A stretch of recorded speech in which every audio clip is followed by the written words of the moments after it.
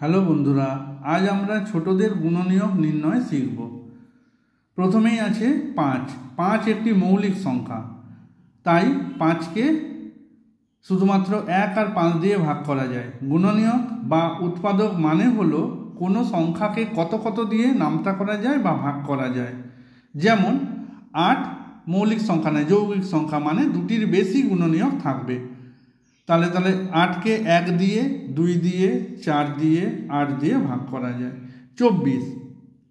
24কে 1 দিয়ে, 2 দিয়ে, 3 দিয়ে, 4 দিয়ে, 6 দিয়ে, 8 দিয়ে, 12 দিয়ে, 24 দিয়ে ভাগ করা যায়। এবার হলো 100।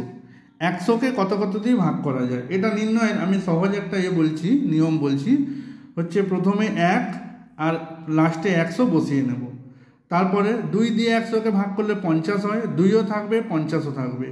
4 দিয়ে 100কে ভাগ করলে 25 হয়, 4ও থাকবে 25ও থাকবে। 5 দিয়ে 100কে ভাগ করলে 20 হয়, 5ও থাকবে 20ও থাকবে।